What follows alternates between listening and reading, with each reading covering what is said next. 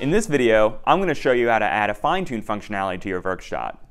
For this project, you'll need a breadboard, two 150K resistors, a 10K potentiometer, a Phillips head screwdriver, and some jumper cables.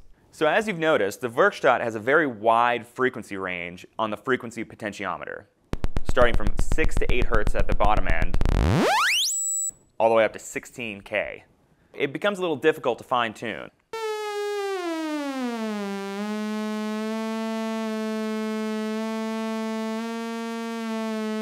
So you can see I'm having a little bit of a hard time getting that perfect A. So what we're going to do is take some of the power provided by the Werkstatt and create a fine tune. First, we need to unplug our Werkstatt.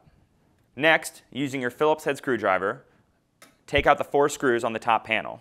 Once the screws are removed, we can remove the top panel to expose the PCB. We're going to be looking for taps 1 and 2 and taps 9 and 12.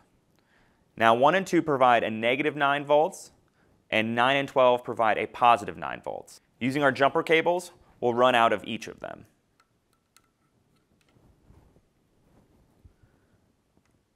Take both voltages and run them into your breadboard in separate locations.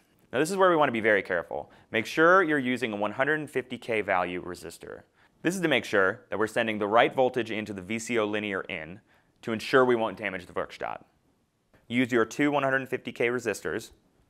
At this point, you should have a negative 9 volt and a positive 9 volt being sent through a 150K resistor. This is where we use our 10K potentiometer. Ensure that your negative and positive 9 volts are on opposite sides of the potentiometer. We'll be pulling the voltage we need for the Werkstatt from the center pin. Now we can run our voltage out of the center pin of the potentiometer into the VCO linear input. We'll plug our jumper into the middle pin and plug the other end of the jumper into the VCO linear in. At this point, we need to double check that our resistor values and our connections are correct. Because if we're sending the wrong amount of voltage into that VCO linear in, or if we're connecting our negative and positive 9 volts in an incorrect way, we could possibly damage the board. Now we can plug our Werkstatt back in. And now that the fine-tune circuit is properly installed, I'll try and reach that A.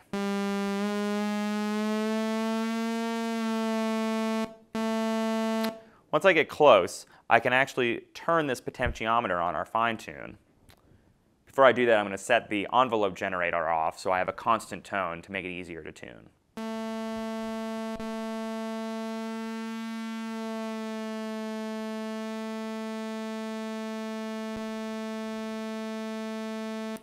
So as you can see, with the fine-tuned circuit installed, the tuning of the Werkstatt becomes more accurate.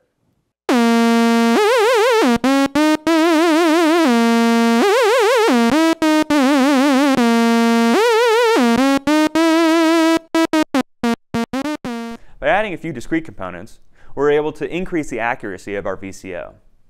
If this is a modification you'd like easier access to, we're providing 3D printer files online to print your own enclosure. These will fit your breadboard and components perfectly. All parts list, fritzing models, and 3D printer files are available online at werkstattworkshop.com. Thanks, and we look forward to seeing what you create.